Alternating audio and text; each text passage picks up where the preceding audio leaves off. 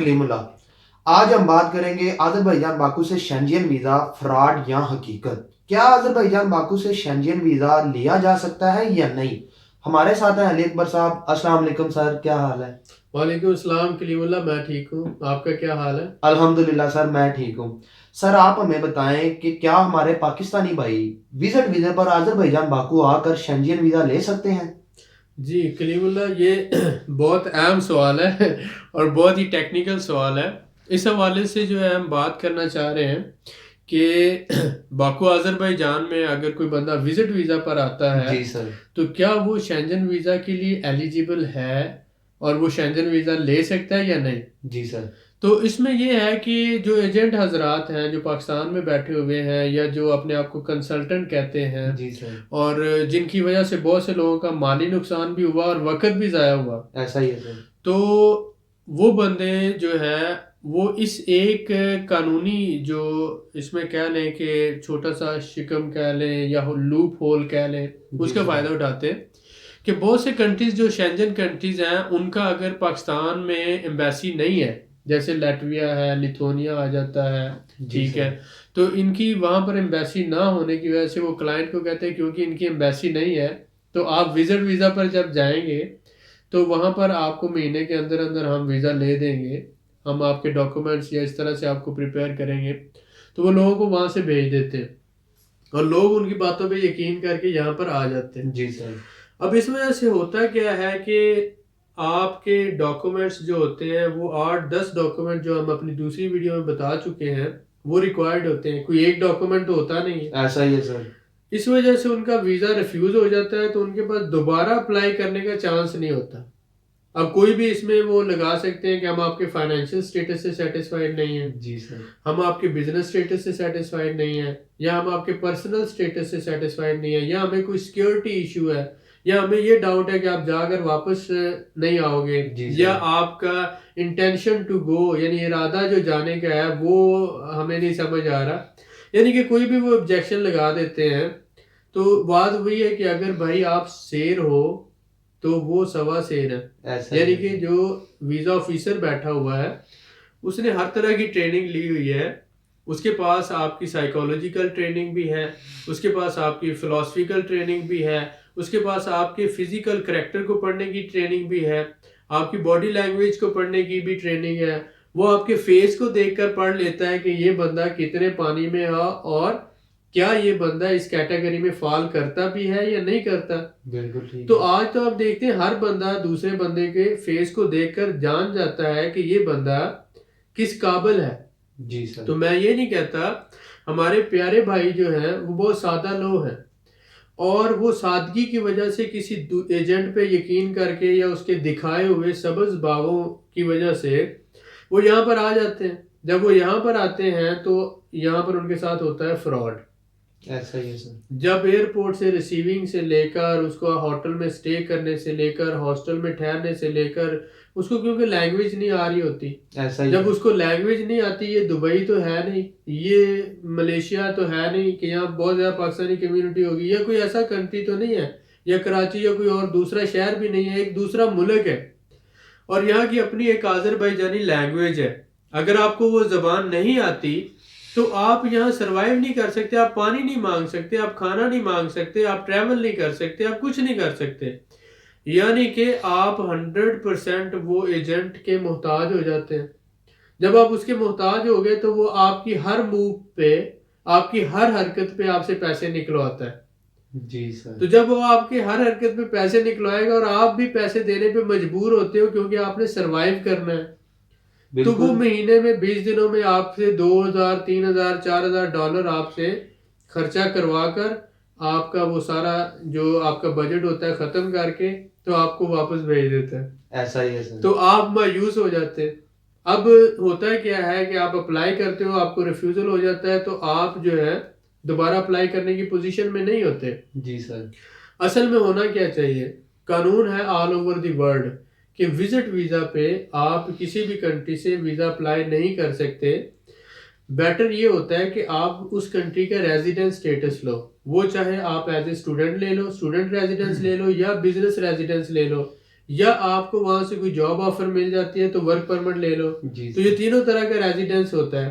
تو ان تینوں میں ایک تو آپ کا جو سوشل سٹیٹس ڈیولپ ہو جاتا ہے, بزنس سٹیٹس ڈیولپ ہو جاتا ہے, اور ٹھیک آپ ہو کا گیا. پرسنل سٹیٹس, یہ ساری چیزیں, اور فائنینشیل سٹیٹس بھی ڈیولپ ہو جاتا ہے. جی سر. تو یہ ساری چیزیں جب ڈیولپ ہو جاتی ہیں تو آپ اس پوزیشن میں ہوتے ہو کہ آپ اپلائی کرتے ہو اور آپ $60 فیس دیتے ہو. اگر فار ایگزامپل ایمبیسی اس پہ کوئی آبجیکشن لگاتی بھی ہے تو وہ جو ریفیوزل لیٹر ہوتا ہے اس میں انہوں نے مینشن کیا ہوتا ہے کہ ہم آپ کے بینک اسٹیٹمنٹ سے سیٹسفائیڈ نہیں ہیں, ہم آپ کے فلاں ڈاکومنٹ سے سیٹسفائیڈ نہیں ہیں, یا ہم آپ کے فائنینشیل معاملات ہیں, یا آپ کا جو سوشل سٹیٹس ہے اس سے سیٹسفائیڈ نہیں ہے.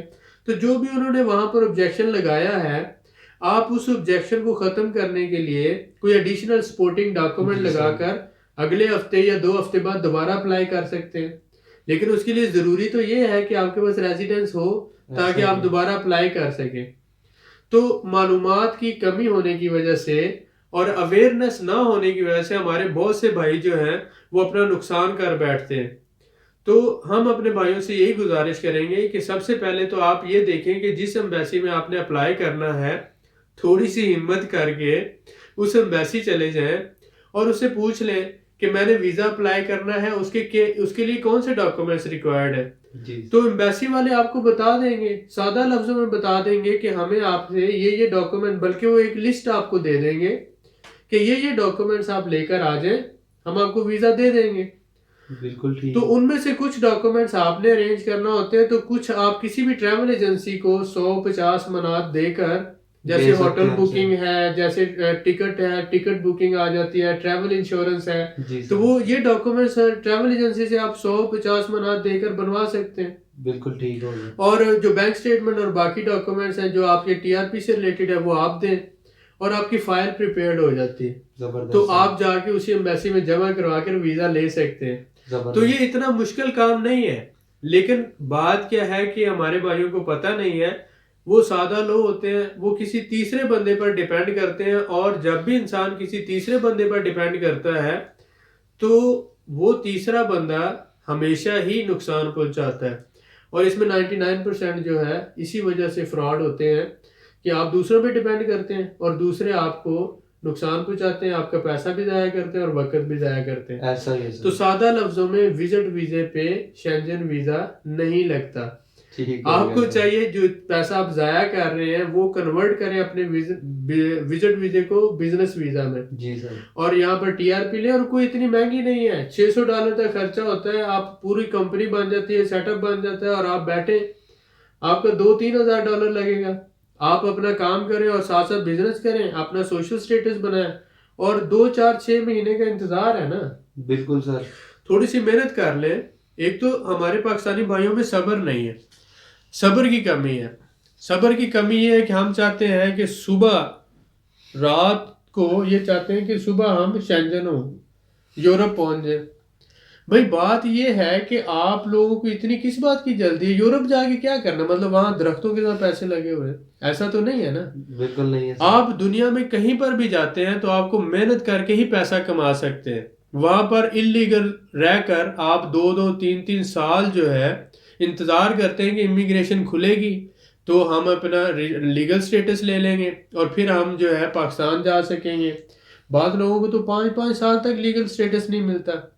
جب 5 سال آپ کو لیگل سٹیٹس نہیں ملا تو وہاں پر آپ بڑی مشکلات کا سامنا کرتے ہیں. ایسا ہی ہے. جو لیگل آپ کو 11 سے 15 یورو آپ کو ملنے ہوتے ہیں پر آر کے, وہ آپ کو انلیگل رہتے ہوئے 2-3 یا 4 یورو دے رہے ہوتے ہیں.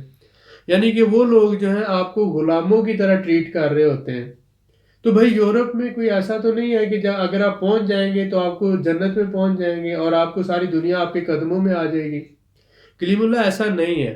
بالکل. بات یہ ہے کہ ہمارے سادہ لوگ بھائی اگر یورپ جانا ہی چاہتے ہیں تو جتنا وہ پیسہ خرچ کر رہے ہیں $6,000 $7,000 $10,000, تو اس پیسے میں سے $3-4 ہزار لگا کر وہ کوئی چھوٹا موٹا بزنس کر سکتے ہیں. $600-700 سے کمپنی شروع کریں, باقی انویسٹمنٹ سے اپنا جو ہے وہ کام کر سکتے ہیں, ٹیکسی چلا سکتے ہیں, دکان بنا سکتے ہیں, کار واش بنا سکتے ہیں, کوئی چھوٹی سی دکان بنا سکتے ہیں, موبائل ریپیئرنگ کا کام کر سکتے, کچھ بھی ایسا ہم نے وہ بزنس سیریز میں مختلف جو ہے وہ بنائے, آپ ہماری دوسری ویڈیوز دیکھ سکتے ہیں.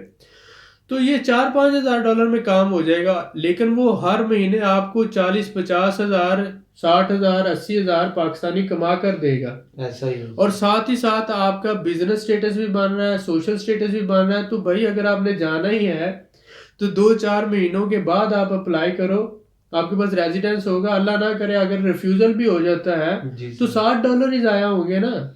تو آپ $60 وہ جو وجہ بتائی ہے وہ وجہ ختم کر کے دوبارہ اپلائی کرو، پھر $60 ضائع ہو جائیں گے، پھر 15 دن بعد آپ دوبارہ اپلائی. یہ انہوں نے کوئی پابندی نہیں رکھی کہ آپ دوبارہ اپلائی نہیں کر سکتے. اور بھائی ہر 15 دن بعد آپ دوبارہ اپلائی کر سکتے ہو، لیکن وہ جو وجہ بتاتے ہیں وہ وجہ کو ختم کریں. اس کے لیے آپ اگر آپ کو نہیں سمجھ آ رہی تو آپ کسی کنسلٹنٹ جو ہے جو بہتر ریپوٹیشن کا مالک ہے، جو اچھے یعنی کہ جہاں پر برے لوگ ہوتے ہیں بھائی چلے مانا بہت زیادہ برے ہیں، وہاں کچھ چھوٹی مقدار میں اچھے لوگ بھی موجود ہوتے ہیں. ایسا ہی ہے سر. اگر دنیا میں اچھے لوگ ختم ہو جائیں تو دنیا کا نظام ہی ختم ہو جائے گا. یہ بات علیحدہ ہوتی ہے کہ اچھے لوگ ہمیشہ سامنے نہیں آنا چاہتے، وہ بیک اپ پہ رہ کے کام کرتے ہیں، انہیں ریپوٹیشن کی ضرورت نہیں ہوتی، انہیں اپنا نام خراب کرنے کی ضرورت نہیں ہوتی. وہ لوگ کیا چاہتے ہیں، وہ اگر کسی کے ساتھ بھلائی کرتے ہیں تو وہ چاہتے ہیں کہ بھائی ہمارا نام بھی نہ آئے. ٹھیک ہے، کیونکہ بد یا بدنام یہ ساری بات ہوتی ہے تو وہ بہت سی چیزوں سے اوائڈ کرتے ہیں. تو بھائی یہاں پر کچھ اچھے لوگ بھی ہیں، اچھی کمپنیاں بھی ہیں جو یہ سروس پرووائڈ کر رہے ہیں. تو آپ کسی سے بھی مشورہ کر کے پراپر $100 یا $200 جو آپ سے وہ فائل پریپریشن کے لے سکتے ہیں، مشورے کی فیس لے سکتے ہیں. کوئی ہزاروں میں نہیں ہوتا کہ کوئی آپ سے $7,000 مانگ لے گا، 8,000. کنسلٹنٹ جو ہوتا ہے، جو ریئل کنسلٹنٹ ہے، جو بندہ پروفیشنل ہے، وہ 100-200 کے اندر ہی کھیلتا ہے، وہ آپ سے کوئی لمبے چوڑے چارجز نہیں لیتا.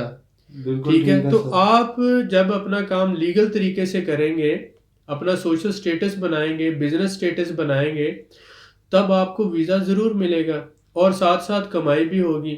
لیکن ٹائم ضرور لگے گا، 2 مہینے بھی لگ سکتے ہیں، 3 مہینے بھی، 4 مہینے بھی. کیونکہ آپ جب ٹیکس پے کر رہے ہیں گورنمنٹ کو، آپ کے بینک سٹیٹمنٹ ڈیولپ ہو رہی ہے، پیسہ کما رہے ہیں، گورنمنٹ کو ٹیکس جا رہا ہے، ساتھ ہی ساتھ آپ کے باقی بھی سارے معاملات ڈیولپ ہو رہے ہیں. تو گورنمنٹ جو آپ کی ایکٹیویٹی کو دیکھ رہی ہے اور آن لائن آپ کا سارا آ رہا ہے، بزنس کے ساتھ ہی سر ڈاکومنٹس کلیئر ہو رہے ہیں. ایسے ہی ہے. تو آپ کو 2-4-6 مہینوں بعد جب آپ اپلائی کرو گے تو آپ امریکہ کا بھی ویزا لے سکتے ہو، کینیڈا کا بھی لے سکتے ہو. بات یہ کہ آپ کے ڈاکومنٹس میں دم ہونا چاہیے، آپ کے سوشل سٹیٹس میں دم ہونا چاہیے. ایسا ہی ہے. اور ویزا ضرور ملتا ہے. کوئی ویزا اتنی بڑی بات نہیں، میں دنیا کے 30 ملکوں کا ویزا لے چکا ہوں اور بڑی آسانی سے جا چکے ہیں، پاکستانی پاسپورٹ پر ہی لیا ہے. تو اللہ کا شکر ہے $60 سے زیادہ نہیں دیے ہیں اور کوئی ایسا مسئلہ نہیں ہے، سب کام ہوتے ہیں. بات یہ ہے کہ ہم اپنی کمزوریاں دور کریں.